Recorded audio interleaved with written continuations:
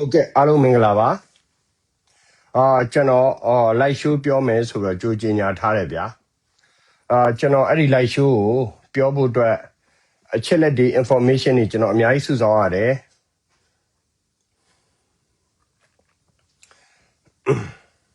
A good channel pure need a chima. Live show, not how much send it, people to a channel, South Saint Be Mary Shibare. Okay, Jala, come here.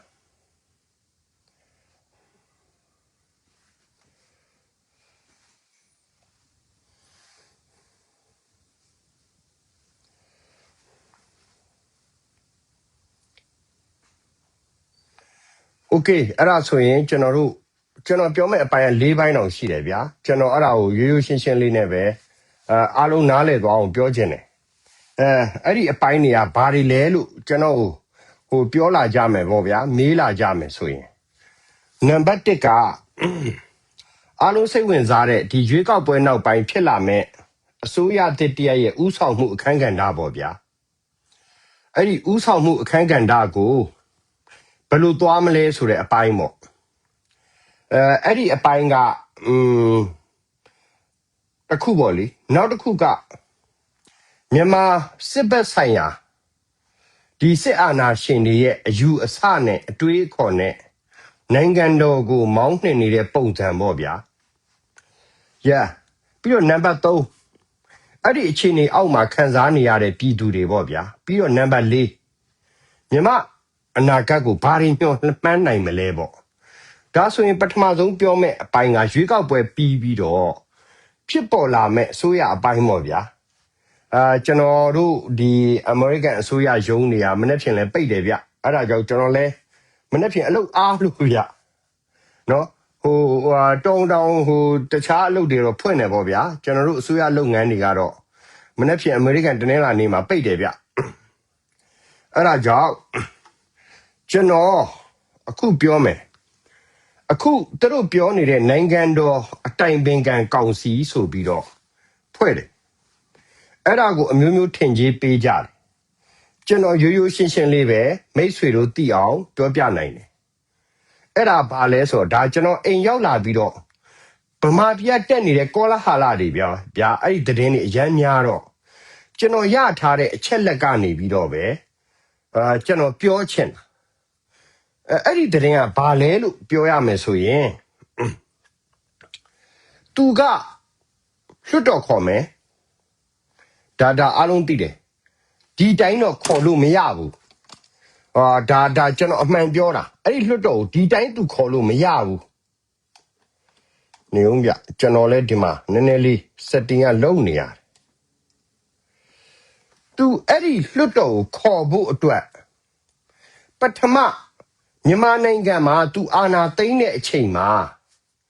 သူကဦးမြင့်ဆွေကိုမဖမ်းဘူးဦးဗန်ထီကိုမဖမ်းဘူးဦးတီခွန်မြတ်ကိုမဖမ်းဘူးဘာဖြစ်လို့လဲဆိုတော့မြန်မာနိုင်ငံမှာပြည်တော်စုလွှတ်တော်ကြီးရှိနေဖို့အတွက်သူလိုအပ်တာ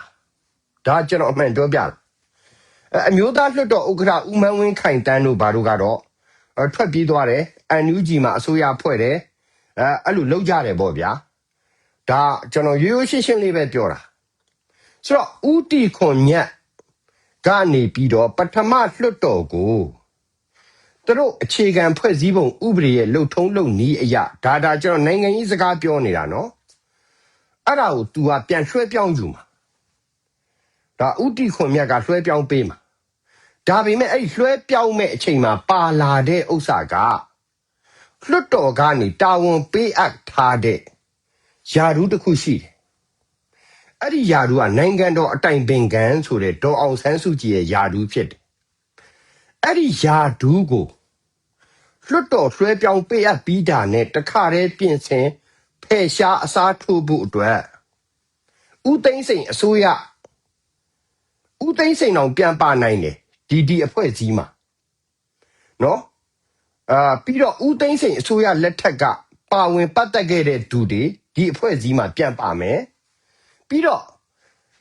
ဘုံမင်းအောင်လှိုင်ယုံကြည်စိတ်ချရတဲ့သူတွေဒီအဖွဲ့အစည်းမှာပြန်ပါမယ်ဘုံမင်းအောင်လှိုင်မပါဘူးဟိုတည်င်းနေမှားနေလို့ကျွန်တော်ပြောတာကျွန်တော်ကပိုင်မထုတ်ပြောတာဆိုတော့ ကျွန်တော်ပေးခြင်းတဲ့ message ကဗျာသူကအဲ့နိုင်ငံတော်အတိုင်ပင်ခံကြီးရဲ့အောက်မှာတမ္မရဆက်လုပ်လို့မရတဲ့အတွက်နိုင်ငံတော်အတိုင်ပင်ခံကောင်စီဆိုတော့သူကဖွဲ့တာဒါပေမဲ့သူဖွဲ့လိုက်တဲ့ဥစ္စာဟာပို့ပြီးတော့လုတ်ပိုင်ခွင့်နေဆောင်ရွက်ပိုင်ခွင့်နေရက်တီပိုင်ခွင့်နေအများကြီးရှိတဲ့ကောင်စီမျိုးပေါ့ဗျာဟိုဒေါ်အောင်ဆန်းစုကြည်ရဲ့ယာဒူးကိုဖယ်ရှားပစ်လိုက်ဖို့အတွက်သူတို့ကဒါကိုလုတ်တာအဲ့ဒီမှာဟာမင်းအောင်လှိုင်ကဥက္ကဋ္ဌလို့မဟုတ်ဘုံမင်းအောင်လှိုင်လို့ရမှာကတမ္မရပါဒါကျွန်တော်အမှန်တိုင်းပြောတာဘာလို့ဆိုသူ့ရဲ့ပြစ်မှုတွေသူကျူးလွန်ထားတဲ့ယာဇဝတ်မှုတွေနောက်ဆုံးဗျာမောင်းတော်မှာလူတွေတတ်လိုက်တယ်အစ္စလမ်ဘာသာဝင်တွေအများကြီးတတ်လိုက်တယ်နော်ကျန်တဲ့ဘာသာဝင်တွေလည်းတည်ကြတယ်အဲ့ဒီအပေါ်မှာဖြည့်ရှင်းဖို့ရောလက်ရှိဖြစ်နေတဲ့ယာဇဝတ်မှုတွေရောဒါဒီအားလုံးကိုဘယ်သူမှတာဝန်မယူနိုင်ဘူးဗျဗမာပြည်ကဘယ်နိုင်ငံရေးခေါင်းဆောင်ဘယ်ပါတီခေါင်းဆောင်မှတာဝန်မယူနိုင်ဘူးအဲ့ဒါကိုတာဝန်ယူခဲ့တာဒေါ်အောင်ဆန်းစုကြည်ပဲရှိတယ်ကျွန်တော်ဒါအမှန်ပြောပြတာဆိုတော့သူကအဲ့ဒါကိုသူ့ကိုဘယ်သူမှတာဝန်ယူနိုင်မှန်းမရှိတာကိုသူကောင်းကောင်းသိတယ်သိတဲ့အတွက်သူတမ္မရဆက်လုံးမယ်ဟာတရုတ်ကမကြည်နပ်လို့တို့ဟာတရုတ်ကခင်ဗျားတို့အကုန်လုံးပေါက်ပန်း40ဟိုမန္တလေးမှာဖြစ်တဲ့ကိစ္စမှာလဲလေကျွန်တော်ကိုဥကိုနီနဲ့ပတ်သက်ပြီးတော့အရန်အရေးပါတဲ့လူတယောက်ကျွန်တော်မေးတယ်မန္တလေးမှာဘုံမင်းအောင်လှိုင်ထိခိုက်သွားတာမှန်ရဲ့လားဆိုမဟုတ်ဘူးလို့ကျွန်တော်ဒီတိုင်းပဲပြောတယ်ဆိုတော့ဒီသတင်းတွေမှားယွင်းနေတယ်အဲ့ဒါတွေကိုလည်းကျွန်တော်ပြောတဲ့အချိန်ကျတော့ तू ကမယုံဘူးဗျဘာလို့ तू တတ်ထားတဲ့ပညာအရေးချင်းလေးနဲ့ तू ကျင်လည်ရတဲ့နိုင်ငံရေးအတိုင်းဝန်နဲ့ तू တွေ့ုံကြုံရတဲ့အတွေ့အကြုံနဲ့ तू က Facebook ဖတ်ပြီးတော့ Facebook ပေါ်ကဆင်ခြင်တုံတရားပဲရှိတာဗျအပြင်ကလက်ရှိဖြစ်နေတဲ့သတင်းတွေကိုလက်လန်းမမှီဘူးဘုံမင်းအောင်လှိုင်ဘက်မှာဖြစ်နေတဲ့သတင်းတွေကိုဟိုရှင်းရှင်းပြော तू ကရာဇဝတ်လူမိုက်ကြီးဗျရာဇဝတ်လူမိုက်ကြီးကနေပြီးတော့ဥကိုနီလက်ထက်မှာဥကိုနီအသက်ခံရတဲ့အချိန်ကြတော့ဒါကြီးကို तू ကလက်မခံနိုင်တဲ့အခြေအနေမျိုးနဲ့ तू ကဖော်ထုတ်ခဲ့တယ်ပေါ့ဗျာကျွန်တော်ဖော်ထုတ်တာတော့တရားရုံးအစအဆုံးပဲဒါအားလုံးသိတယ်ဆိုတော့ကျွန်တော်သူ့ပြောလိုက်တယ် तू ကနာမည်နှလုံးထဲပါနော်အင်းစိန်ကဆိုတော့ပေးကျင်တာကတည်င်းအမှားတွေကိုမตายရပါနဲ့တည်င်းအမှန်ကနိုင်ငံတော်အတိုင်ပင်ခံကောင်စီဆိုတာဒေါ်အောင်ဆန်းစုကြည်ရဲ့နိုင်ငံတော်အတိုင်ပင်ခံယာဒူးကိုဖယ်ရှားဖို့အတွက်ကြိုတင်ဖွဲ့စည်းတဲ့အဖွဲ့အစည်းတရားလို့နားလည်လိုက်ပါအဲ့ဒီမှာဘုံမင်းအောင်လှိုင်ပါဝင်မှာမဟုတ်ပါဘူးဒါကျွန်တော်ရထားတဲ့သတင်းမှာဒါဆိုရင်ဘုံမင်းအောင်လှိုင်ကတမ္မရလုပ်မယ်အဲ့ဒီတမ္မရလုပ်တဲ့ဘုံမင်းအောင်လှိုင်ကကာကွယ်ရေးဦးစီးချုပ်ကိုဘသူကိုအနှင်းမှာလဲဒါလည်းစိတ်မပူပါနဲ့စိတ်မပူပါနဲ့သူတို့အနှင်းပါလိမ့်မယ်ဒါပေမဲ့ဘုံမင်းအောင်လှိုင်ကတမ္မရယာဒူးတစ်ခုတည်းကိုယူသွားမှာမဟုတ်ဘူးဘုံမင်းအောင်ယူသွားမှာကနိုင်ငံတကာ international ကလက်ခံထားတဲ့စစ်တေနာပฏิကျုပ်နဲ့တမ္မရယာဒူးဆိုတဲ့ယာဒူးနှစ်ခုယူသွားပါလိမ့်မယ်အခုကိုယူထားတဲ့ယာဒူးတွေဘယ်လောက်ရှိလဲဗျာဒါမိတ်ဆွေတို့မြင်ရတာပဲဒီဘုံမင်းအောင်လှိုင်ယူထားတဲ့ယာဒူးတွေအယမ်းများတယ်နော်ပိုင်ဆိုင်မှုတွေအယမ်းများတယ်ချစားမှုတွေကသူ့မိသားစုကိုယ်တိုင်တိုင်းပြည်လုံးချစားထားတာလည်းအယမ်းများတယ်ဒါဟာသူ့အတွက်အကာအကွယ်ပေးနိုင်မဲ့လူသူ့မှာမရှိတော့ဘူးမရှိတော့တဲ့အတွက်သူကိုယ်တိုင်သာလျှင်သူ့ရဲ့ယာဇဝတ်မှုတွေသူ့ရဲ့အဂတိမှုတွေကိုသူပဲကာကွယ်ရမှာဗျဘသူကကာကွယ်ပေးနိုင်မှာလဲဗျာဆိုတော့မခင်ရိုသွားစဉ်းစားတယ်ခင်ကြီးဆိုတာတခိုးတယောက်လေဒါတနိုင်ငံလုံးသိနေတဲ့ဝန်တန်းလောကကတခိုးဘုံမင်းအောင်လှိုင်ရဲ့ချွေးမတော်မှခင်ကြီးနဲ့ညားပြီးတော့မှဘုံမင်းအောင်လှိုင်သားနဲ့ညားရတဲ့အဖြစ်မျိုးဗျာနော်ဒါကျွန်တော်မှတ်မှန်ကန်ကန်ပြောပြဘုံမင်းအောင်လှိုင်သားရဲ့မိန်းမကရဲလေခင်ကြီးရုံးမှာခင်ကြီးရဲ့ပြည်အရင်လောက်ရတာလေနော်ဒါတွေကျွန်တော်တို့အကုန်သိတယ် နော်အမေရိကန် CIA တွေမညံ့ဘူးဗျစောက်ကြည့်နေအားလုံးနော်ပုတ်ကွေးဆိုင်ရာတွေရောကျင့်ဝတ်ပိုင်းဆိုင်ရာတွေရောအကုန်လုံးကိုစောက်ကြည့်ဆိုတော့ပေးခြင်းတဲ့ message ကအခုပြောနေတဲ့ပထမနိုင်ငံတော်အတိုင်ပင်ခံကောင်စီဆိုတာဒေါ်အောင်ဆန်းစုကြည်ကိုဖယ်ရှားဖို့ဖွဲ့တာဒေါ်အောင်ဆန်းစုကြည်ရဲ့ယာဒူးကတမ္မရပေးထားတဲ့ယာဒူးမဟုတ်ဘူးပြည်တော်စုလွှတ်တော်ကပေးထားတဲ့ယာဒူးဖြစ်တာမို့လို့ဥပဒေကြောင်းအရာဒီယာဒူးကိုဖယ်ရမဖယ်ဘဲနဲ့ဖွဲ့ရင်ဒီယာဒူးအောက်မှာတမ္မရဖြစ်ရမယ်မင်းအောင်လှိုင်ကကြိုတင်စီစဉ်တာပါလို့ကျွန်တော် message ပေးခြင်းတယ် online ပေါ်မှာရေးနေတဲ့မန္တလေးမှာပေါင်ပြတ်သွားပြီးတော့ဆေးရုံတက်နေရတယ်လို့ပြီးတော့ဖြူဖြူကျော်သိန်းက Oxford တက္ကသိုလ်တက်နေပြီးတော့အထူးကုဆရာဝန်လုပ်မယ်ဒါလည်းတစ်ခုမှမဟုတ်ဘူးကျွန်တော်ဖြူဖြူကျော်သိန်းနဲ့ပတ်သက်ပြီးတော့ကျွန်တော် group ထဲကနေမေးမြန်းကြည့်တော့မဟုတ်ပါဘူးတဲ့သူပြင်သစ်ဘာသာစကားကိုလေ့လာနေတာတဲ့သူပြင်သစ်ဘာသာစကားတက်ရင်တဲ့ဗမာပြည်အကြောင်းကိုပြင်သစ်လို့ပို့သူပြောနိုင်မယ်လို့သူကထင်တယ်ပေါ့လေသိလားဆိုတော့ကျွန်တော်ပေးခြင်းတဲ့ message ကဒီ online ပေါ်မှာရေးနေတဲ့ညီပိန်းတွေနူပိန်းတွေရဲ့ပြဿနာရဲ့ဟိုဘက်ကဘောမတွေရေးတဲ့ပြဿနာတွေမှာကျွန်တော်တို့ဗမာပြည်သူတွေအလင်းမရဘူးဖြစ်နေတယ်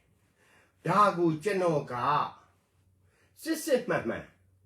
နားလည်အောင်ပြောပြချင်တာကျွန်တော် example တွေနဲ့ထောက်ပြတယ်မန္တလေးမှာမင်း online ဆေးရုံတက်တာလည်းမဟုတ်ဘူးဖြူဖြူသိန်း Oxford တက္ကသိုလ်တက်တာလည်းမဟုတ်ဘူးတော့ဒါကိုကျွန်တော်ပြောချင်တာပါဆိုတော့ဒါတပိုင်းပေါ့လေမင်းအောင်လှိုင်တို့ဒီဖွဲ့တဲ့အပိုင်းကတပိုင်းမင်းအောင်လှိုင်ကိုဘယ်သူမှအကာအကွယ်မပေးနိုင်ဘူးမင်းအောင်လှိုင်ပဲတံမရလောက်ရမယ်ဒါပဲကျွန်တော်နားလဲတယ်ကျွန်တော်ရထားတဲ့သတင်းကအဲ့ဒါဖြစ်တယ်ဟုတ်ပြီနောက်တစ်ခုကျွန်တော်ပြောပြမယ်အပိုင်းကတိုင်းရင်းသားတွေနဲ့ဖြစ်နေတဲ့အခြေအနေဒီအခြေအနေရဲ့အပိုင်းကအရန်ရိုးရှင်းတယ်မြန်မာစစ်တပ်ကအကြီးအကဲတွေကိုကျွန်တော်ကိုယ်တိုင်တွေးဆုံမှုတယ်ကျွန်တော်စကားပြောမှုတယ်မြန်မာနိုင်ငံကို DSA ဆင်းမှာအုပ်ချုပ်ရမယ်လို့ပုံဒီကားချက်တတ်မှတ်ထားတဲ့ပုံဒီစီးမြင်ရှိမြန်မာစစ်အရာရှိတွေကပဲစစ်ယူနီဖောင်းနဲ့ရောအရက်ဝတ်ယူနီဖောင်းနဲ့ရောအုပ်ချုပ်ရမယ်ဆိုတဲ့ပုံဒီစီးမြင်ရ1962ခုနှစ်ကနေစခဲ့တာနှစ်တည်းလောက်ကြာပြီအကုန်လုံးလဲတိုက်လာကြပြီဒီစီးမြင့်အပြင်ပေါင်ဘက်ကိုဒီမြန်မာစစ်တပ်ကြီးရဲ့အယူအဆကိုထွက်သွားအောင်ဘယ်အသင်းဖွဲ့မှမလုံနိုင်သေးဘူးဆိုတဲ့ဥစ္စာကိုကျွန်တော်တွေ့ရတယ်ဘာကြောင့်မလုံနိုင်တာလဲရခင်ဖြစ်နေတဲ့မြန်မာပြည်တွင်းစစ်ကတောင်ကတိုက်ရင်မြောက်ကအိတ်နေတယ်မြောက်ကတိုက်ရင်အနောက်ကကွမ်းစားနေတယ်အရှိကငါနဲ့မဆိုင်ဘူးလို့နေကြတယ်ဒါကျွန်တော်အမှန်တိုင်းပဲပြောတာတတိုင်းပြည်လုံးအကုန်လုံးတပြုံနဲ့ဝိုင်းတိုက်လိုက်ရင် DSA ဆင်းမှဒီတိုင်းပြည်ကိုစီမံလို့ရမယ်မြန်မာစစ်တပ်မှာစစ်ဗိုလ်ချုပ်ဖြစ်ခဲ့မှဒီတိုင်းပြည်ကြီးကိုဥဆောင်လို့ရမယ်အယူဆခဏတိမပြတ်သေးဘူးဒါကျွန်တော်အမှန်ပြောတာဆိုတော့အခုကအားလုံးဝိုင်းတိုက်ပြိုင်တိုက်တဲ့ပွဲကတပွဲလောက်ပဲကျွန်တော်တွေ့တယ်အဲ့ဒီလိုအားလုံးဝိုင်းတိုက်ပြိုင်တိုက်ပြီးတော့ရှေ့တိုးသွားတဲ့ပွဲမရှိဘူးဟိုကျွန်တော်ဝေဖန်တာမဟုတ်ဘူးတူမီတော့မရှိဘူးဝရင်တုတ်လောက်နဲ့ဝချွန်လောက်နဲ့ကင်နေတဲ့အချိန်မှာ NUG ကဒီဒေးဆိုတော့ကြင်ညာတယ်ဗျာတကယ်ကြတော့အဲ့ဒီအချိန်မှာဘယ်သူမှအစင်သင့်မဖြစ်သေးဘူးမခံကျင်လို့တော်လှန်နေတဲ့အစုဝေးလောက်ပဲရှိတယ်ဒါပေမဲ့ပြည်သူလူထုတွေအဲ့ဒီတုန်းကယုံကြည်ရတဲ့ဒေါ်အောင်ဆန်းစုကြည်ပြည်သူတင်မြှောက်ထားတဲ့အစိုးရကိုဘယ်လိုပြောမလဲဒီလိုအာဏာသိမ်းရလိုက်မလားဆိုပြီးတော့တော်လှန်နေတဲ့အစုအဖွဲ့တွေပေါ်မှာခေါင်းပုံဖြတ်လိုက်ပြီးတော့လူထုအလှူငွေကိုအမေရိကန်ဒေါ်လာတန်း800လောက်ထိအခုဆိုရင် Czech Republic နိုင်ငံမှာအပ်ထားတဲ့အပ်တာကိုအထူးအာမခံထားတာကတော့အရင်တုန်းကအေယာဝတီမှာသတင်းတောက်လုပ်ခဲ့တဲ့လူတစ်ယောက်ဖြစ်တယ် ကျွန်တော်ကတေချာမှပြောတယ်နော်သူ့နာမည်လင်းတန့်လို့ခေါ်14.6 တန်းရှိတယ်အမေရိကန်ဒေါ်လာသူ့မိန်းမဝတ်ထားတဲ့စိန်လက်စွပ်က9000 တန်အရင်တော့အိမ်ငှားနေရတယ်အင်တာနက်ပို့မပေးနိုင်လို့ကျွန်တော်စီမှာပတ်စံတောင်းမှုတယ်ဟုတ်ပြီနော်ဒါကျွန်တော်အမှန်တိုင်းလည်းပြောတယ်မဟုတ်ဘူးဆိုရင်တရားစွဲလိုက်ပြီးတော့သူ့အင်တာနက်ကြီး virus ဝင်သွားတယ်ဆိုတော့ကျွန်တော်ပြန်ပြီးပြဿနာရှာဒါ ARD ရဲ့သတင်းတောက်တော့ Czech Republic ခင်ဗျားတို့အခုအမေရိကန်နှင်ထုတ်တယ်ဘယ်ကဘလို့နှင်ထုတ်တယ်ဘယ်ကဘလို့ခင်ဗျားတို့ Czech Republic ကိုသွားလိုက်ခင်ဗျားတို့ဗီဇာရတယ်နေထိုင်လို့ရတယ် Czech Republic ကဒေါ်အောင်ဆန်းစုကြည်ကိုယုံကြည်စွာဖြင့်မြန်မာဒီမိုကရေစီကိုခဏထိရပ်တည်နေကြချက်အစိုးရဒါကျွန်တော်အမှန်တိုင်းပဲပြောတာအဲ့ဒီရဲ့အခြေအနေတွေအားလုံးကိုအမျက်ထုတ်ခံစားပိုင်ခွင့်ရှိသွားတာလင်းတန့်နဲ့ NUG ဖြစ်တယ်ဟာကျွန်တော်မဟုတ်ပါဘူးစိန်ခေါ်လိုက်လေဒီနေ့အင်တာနက်လောကကြီးမှာကြီးပုတ်လေးကျွေ့ရှားလိုက်တာနဲ့မင်းပါလဲငါပါလဲအားလုံးသိနေတဲ့ကဘာကြီးဗျဟုတ်ပြီနော်အဲ့ဒီထက်ပို့ပြီးကျွန်တော်မပြောချင်ပုံကိုရေးတွေမပါလာခြင်းတော့ဘူးဒါပေမဲ့ပြည်သူတွေအဲ့ဒီလိုလောက်တာကိုခေါင်းပုံဖြတ်သွားတယ်လို့ကျွန်တော်ပြောတာအခုလက်ရှိကိုချက်ရဲ့ဘဏ်ထဲမှာအမေရိကန်ဒေါ်လာ12 တန်းကျော်ရှိနေသေးတယ်ဒါကျွန်တော်အမှန်တိုင်းပဲပြောပြဟုတ်ပြီမင်းအောင်လှိုင်ကိုတော်လှန်ကြတယ်စစ်အာဏာရှင်ကိုတော်လှန်ကြတယ်စစ်ဘလူးတွေကိုမလိုချင်ဘူးဒါပေမဲ့တော်လှန်မှုစစ်စစ်မှန်မှန်ဖြစ်ရလားတော်လှန်မှုမှာ၄မျိုးလိုတယ်ဗျနံပါတ်1ကမခံမရနိုင်လို့နော်မိမိနဲ့မိမိပတ်ဝန်းကျင်ခံစားရလို့ယုံထလာတဲ့အခြေအနေနံပါတ်2ကအဲ့ဒီယုံထလာတဲ့အခြေအနေပေါ်မှာမိမိရဲ့စီးယုံဆောင်ရွက်ပြီးတော့စပါတာကတ်လို့ကျွန်ဘွားကနေနော်ရောမအင်ပါယာကြီးထိဖြိုချမယ်လို့စဉ်းစားတဲ့အခြေအနေမျိုးတက်လားနံပါတ်3အဲ့ဒီမှာအဲ့ဒီလိုတော်လှန်ဖို့အတွက်ကျင့်သားနဲ့တက်ဆင်မှု equipment training and equipment NUG အဲ့ဒါဘာမှမရှိဘဲနဲ့ဒီဒေးခေါ်ခဲ့တာနံပါတ်4လိုက်နာရမယ်စီမင်းစည်းကမ်းဒါပြည်သူတွေလားဒါဟာအရက်သားတွေလားဒါဟာငါတို့တော်လှန်နေတဲ့ရဲဘော်ရဲဘက်အချင်းချင်းတွေလားNUG မှာရွှေဘူဟကက်သလစ်ဆရာကိုအပိုင်းပိုင်းတစ်ခုတ်တက်လိုက်တယ်ဘာတွေကိုကဘာကိုအကြောင်းပေးလို့လဲဒါဖုန်းကြီးတွေကိုတတ်လိုက်တယ်ဆရာမတွေကိုတတ်လိုက်တယ်လာစာထုတ်ပြီးပြန်လာတဲ့ကားတစ်စီးလုံးပိတ်ပြီးမီးရှို့လိုက်တယ်ဒါတွေလုပ်ခဲ့ကြဒါပေမဲ့ NUG ရဲ့ဝန်ကြီးဦးအောင်မျိုးမင်းကျွန်တော်တို့88ကပါသူကိုယ်တိုင်ယောက်ျားဖြစ်နေရက်နဲ့ယောက်ျား4ယောက်ယူထားတာအဲ့ဒါကိုလူခွင့်ရေးလားလို့တရားစွဲလိုက်ပါအိမ်တဆောင်မီးတစ်ပြောင်နဲ့ထားတဲ့ယောက်ျားတွေပါပြကိုရှယ်ကအဲ့လောက်မိုက်မှတ်ထားအောင်မဟုတ်တာဘယ်တော့မှပြောဘူးနော်ပြီးတော့ NUG အဖွဲ့ဒီကိုရောက်လာ88ကငတုံးနေနော်ပြီးတဲ့အခါကျတော့လူဘာဝကျင်တဲ့ကောင်တက်လားရေပေါ်စီတွေကိုခေါင်းပုံဖြတ်သွားတယ်ဘာဖြစ်လို့လဲတိုင်းပြည်ကိုတော်လှန်ဖို့အတွက်တယောက်ကို1000ထဲ့ပါတဲ့အဲ့ဒီစီဝေးကြီးကိုပန်ဆယ်လူတို့မမောင်အေးတို့ကိုယ်တိုင်လုပ်ပြီးတော့88ကចောင်းသားတွေကိုပါဆွဲစားတာဒါဖောက်ဝိတ်တစ်မျိုးလုံးသိနော်ဦးစင်းအောင်ကြော်လိုက်ကျွန်တော်ဆက်တွေ့လာဒီမျိုးသမီးကျွန်တော်နိုင်ငံရေးမှာအရင်ဆုံးဆဲထားတာမို့လို့အရှင်ဖေဒီနိုင်ငံရေးကြီးကိုဒီလိုဒီအမျိုးသမီး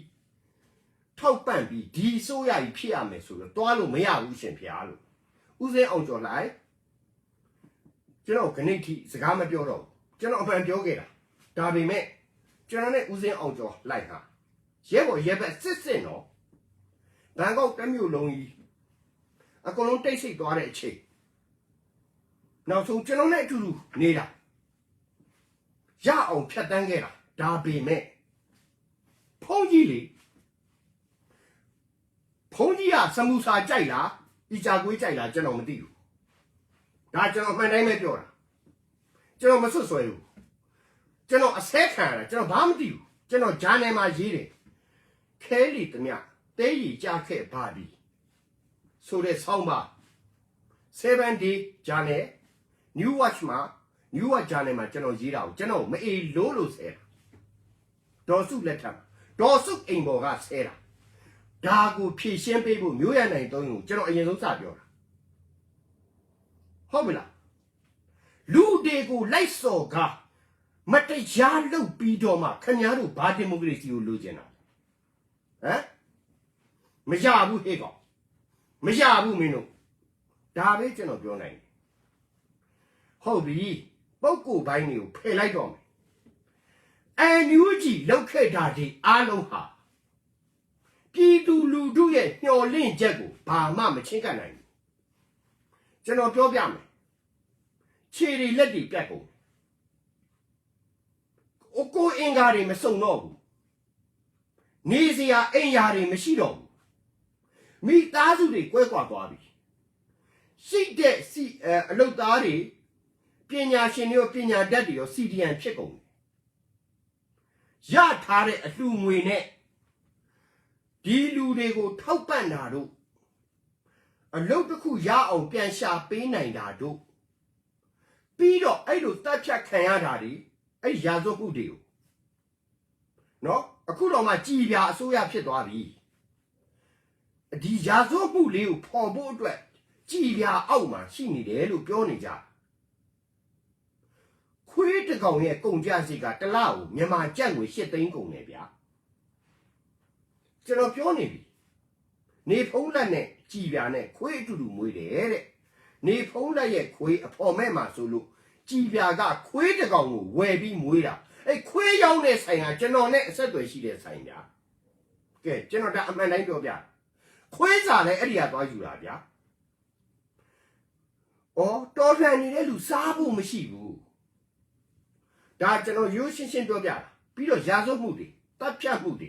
မရင်းမှုတွေမတရားလုပ်မှုတွေအခွန်ကောက်မှုတွေနော်တားပြိုသမီးပြိုစော်ကားမှုတွေမိရှုမှုတွေအကွက်ဆင်မှုတွေထောင်ချောက်ချမှုအများကြီးဗျာအများကြီးဆိုတော့အဲ့ဒီထက်ပိုများတာကဒေါ်အောင်ဆန်းစုကြည်နဲ့ဦးထင်ကျော်ကိုပါဝရမ်းထုတ်ခိုင်းတဲ့ကောင်တွေနဲ့ပေါင်းပြီးအစိုးရဖွဲ့တာဗျကြောက်စရာကြီးဗျခင်ဗျသူတို့ရဲ့ကြဆုံးမှုကအဲ့ဒီမှာတော့တွေ့တာကျွန်တော်ဟုတ်ပြီနော်ကျွန်တော်ဒါပဲပြောနိုင်တယ်အန်ယူဂျီနဲ့ပတ်သက်လို့အန်ယူဂျီဟာမတရားမှုရာဇဝတ်မှုအားလုံးကိုကျွန်တော်ပြောပြီးရွှေဘူကကက်သလစ်ဘုန်းကြီးကိုနှုတ်ဆင်းထားတဲ့ကိစ္စတော့ကဘာတိအောင်မပြောဘူးဆိုရင်မရင်းမှုတို့လူတက်မှုတို့ဆိုအဝေးကြီးပဲဟုတ်ပြီလားဆိုတော့ပေးခြင်းတဲ့ message ကအာနာရှင်ကိုတော်လှန်နေဆိုရင်ကိုကဘလောက်စီကန်းနေစနစ်တွေကြပြီးတော့တော်လှန်နေတာလဲပေါ့ဗျာပြည်သူလူထုလှူဒန်းထားတာတွေကိုအမေရိကန်တို့ဩစတြေးလျတို့ဥရောပတို့ဒေသမှာအိမ်မွေးချမ်းမွေးဆိုင်မဆောက်ဘဲနဲ့အများပြည်သူနဲ့အတူ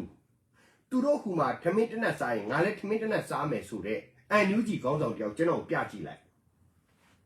ကျမတို့မခိုးထားပါဘူးကျွန်တော်တို့မစားထားပါဘူးဆိုရင်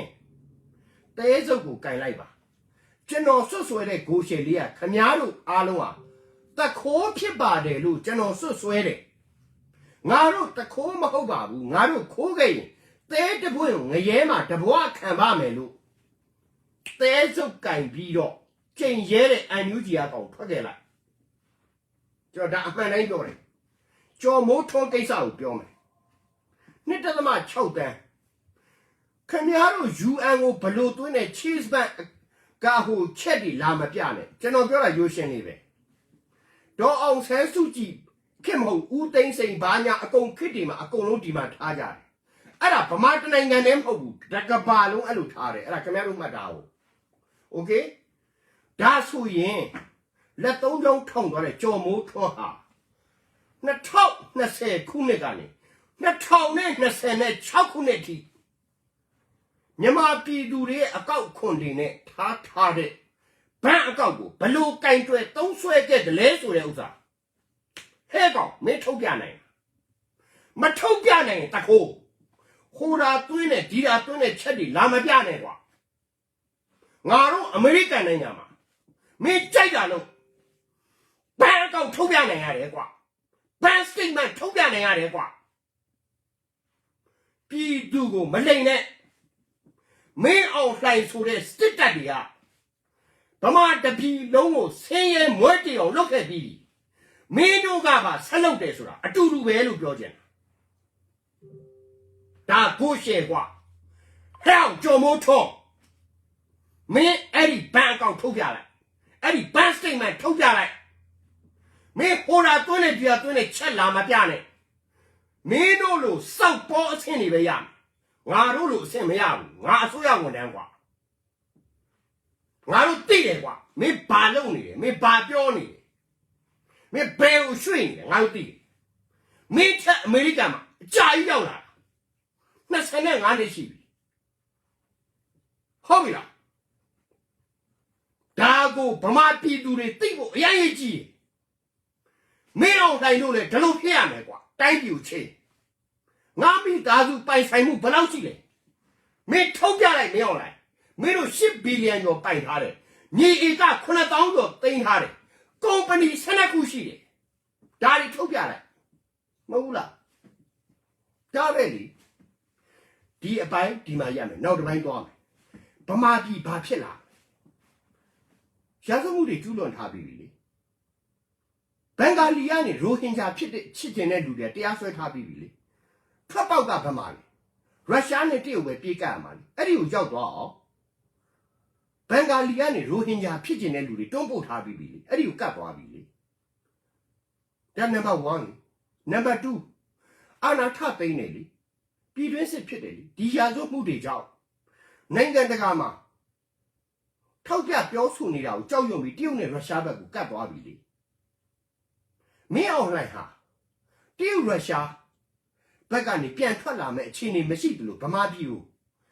တရုတ်ရုရှားအလိုကြဆုံးရသွားတော့မယ်လေဒါရိုးရှင်းလေးပဲကျွန်တော်ပြောတယ်လေအာဆာဆိုတာ foreign terrorist လို့ကျွန်တော်ပြောတယ်နိုင်ငံခြားကဝင်ရောက်ကျူးကျော်အကြမ်းဖက်မှုလို့ကျွန်တော်ပြောတယ်ကျွန်တော်အမှန်နဲ့ပြောတယ်လေအဲ့ဒီမှာနေနေတဲ့အစ္စလမ်တွေအကြမ်းဖက်တယ်လို့ကျွန်တော်မပြောဘူးလေနော်အာဆာရဲ့ခေါင်းဆောင်တွေအားလုံးပါပြည်ပနိုင်ငံသားတွေလေဒါကို ICJ ခုံရုံးမှာတင်ပြနိုင်လို့လားလို့ဘာဖြစ်လို့လဲမြန်မာစစ်တပ်လေဝင်လာဖို့ငွေယူတာလဲသူတို့ပဲလေပြဿနာဖြစ်အောင်ဖန်တီးတာလဲသူတို့ပဲလေအခုလက်ရှိရှိနေတဲ့ AA ကိုပြန်တိုက်ဖို့အတွက်လက်လက်ခဲရအောင်တင်းပေါ်လိုက်ဘင်္ဂလားဒေ့ရှ်ကိုမောင်းပို့ပြီးတော့ကြောင်ကျိုးတနေရာမှာလက်လက်တွေချပေးပြီးပြန်တိုက်ခိုင်းတာလေမြန်မာစစ်တပ်လေကျွန်တော်ဒါကိုပြောတာလေကျွန်တော်ဘာတွေကိုအမှားပြောခဲ့လို့လဲလို့အဲ့ဒီမှာရှိနေတဲ့အစ္စလမ်ဘာသာဝင်တွေကိုကျွန်တော်ပြောတာမဟုတ်ဘူးလေရိုးရှင်းလေးပဲအာဆာဆိုတာ foreign terrorist ဗျကဘာမှာ foreign terrorist ကိုလက်ခံသလားလက်ခံတဲ့နိုင်ငံပြပါကျွန်တော် foreign terrorist ကိုဖင်ရက်စားပြူလုပ်တဲ့အစိုးရပြပါကျွန်တော်မရှိဘူးလေဗျာ